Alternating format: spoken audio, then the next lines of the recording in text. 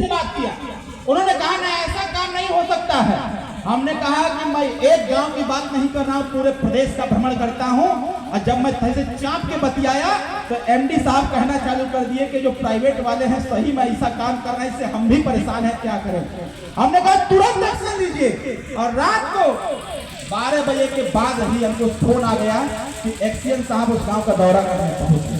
और सुबह तक हड़कंप मच गया, पूरा गांव जितने लोगों का बिजली बिल बकाया था। हमने कहा एक बार फिर से योजना लागू करिए और योजना लागू करके जितने लोगों का बकाया है सारा समाप्त करने का काम करिए।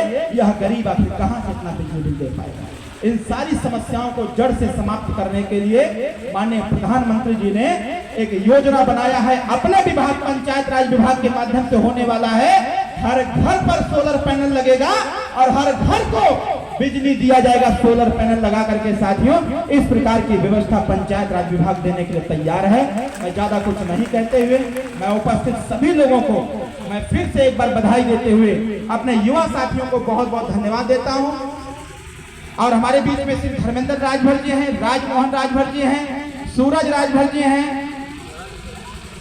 आशीष राजभर, मोनू यादव, ऋतिक यादव जी हैं और राकेश कुमार सिंह जी हैं, दरोगा सिंह जी हैं, पूर्व प्रधान हैं। इनके नाम पर एक बार ताली बजा करके आप स्वागत कर दीजिए। साथियों, एक बात मैं जरूर कहूंगा कार्यकर्ता साथियों से, विनोद जी खास करके यहाँ के कार्यकर्ता, कभी भी इस प्रकार की कोई समस्या हो चाप दिया करिए, संगठन को एकदम एक्टिव रखिए। यहाँ किसी भी कार्यकर्ता के साथ कुछ भी होता है, मंत्री जी सरकार में है भाई साहब। अभी माननीय मुख्यमंत्री जी घर गए हुए थे, 11 तारीख को माननीय मुख्यमंत्री जी घर गए थे। जब वहां गए तो मंच पर बैठे थे तो हमसे कहे कि बड़ा तगड़ा इंतजाम किए हैं अरविंद। हमने कहा तगड़ा नहीं है, छोटे में ही सब कुछ हुआ है, अब आपको आना था। उस दिन हमको पता नहीं था कि प्रधानमंत्री जी भी बनारस में हैं, क्योंकि हमारा उनसे वादा है कि जब बनारस में रहेंगे और कोई प्रोग्राम हमारा होगा तो मेरे घर जरूर आएंगे। और उस दिन जब वो चले गए तो रात को हमने फोन किया। जब फोन किया तो उन्होंने कहा कि भाई महाराज जी तो गए ही थे, तो हमारी क्या आवश्यकता थी। तो अभी हमने एक मेल हमारे पास आया, धन्यवाद दिए, सब कुछ दिए, श्रद्धांजलि के लिए था। मैंने रिप्लाई दे दिया कि सर यह गांव आपका इंतजार कर रहा है। माननीय मुख्यमंत्री जी गए थे, उस दिन उन्होंने कार्यकर्ताओं की ताकत को भी देखा। उनके सामने जितने लोग बैठे थे सब कार्यकर्ता थे। हमसे कह रहे थे कि अरविंद ये बताओ, इस वक्त पीला पीला दिख रहा है। हम कहे सर आपके कंधों पर पीला रखा हुआ है। उनको भी पीला गमछा पहना दिए। आप फोटो में देखे होंगे, वीडियो में देखे होंगे कि माननीय मुख्यमंत्री जी को पीला गमछा पहना दिए, मंच पर बैठाए, पीला गमछा पहना के बैठाए। और हम लोग कहे कि इस पीले गमछे में बहुत ताकत है। यही बात माननीय प्रधानमंत्री जी ने भी कहा था कि इस पीले गमछे में बहुत ताकत है। तो माननीय विनोद राजभर जी, माननीय जिलाध्यक्ष जी, इस ताकत में इजाफा लाने की आवश्यकता है। और कार्यकर्ता भाइयों, मेरा मन से आपको अनुरोध करता हूं, कभी भी किसी कार्यकर्ता के खिलाफ या कार्यकर्ता के साथ कुछ भी होता है, अगर कार्यकर्ता हमारा निर्दोष है तो उसको न्याय दिलाने के लिए चाहे जहां कुछ करना हो करने का काम करिएगा।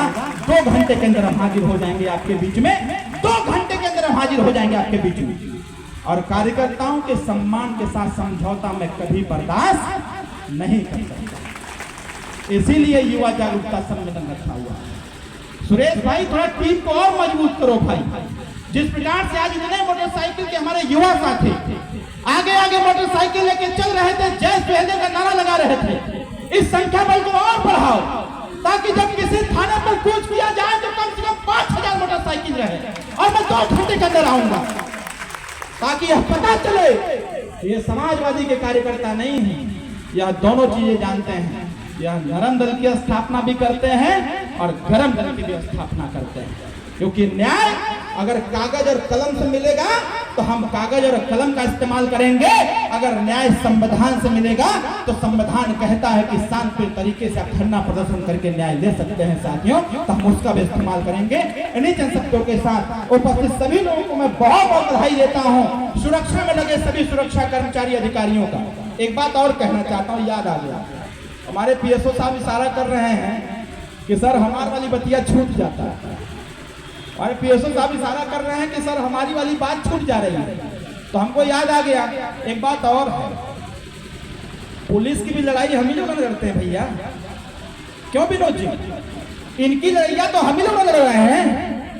हमारे साथ जो सुरक्षा लगी है वह सुरक्षा लिख के देती है, अभी मेरे को लिख के नहीं मिला है। बड़े बड़े रैलियों में लिख के देते हैं कि साहब पुलिस सबकी सुरक्षा करती है, सबके हितों की रक्षा करती है और न्याय भी करने का काम करती है। जब पुलिस के साथ अन्याय होता है तो इनके साथ न्याय कौन करेगा? तो हम पूछे क्या क्या समस्या है, तो 12-13 समस्या हमको बताए। 2017 में जब हम लोग मंत्री थे तो पुलिस की समस्या को लेकर के सदन में आवाज उठाए, और इसके बाद जब मंच मिलता है तो पुलिस की समस्या के समाधान के लिए निरंतर हम लोग प्रयास करते रहते हैं, मंच से आवाज उठाते रहते हैं। पुलिस की भी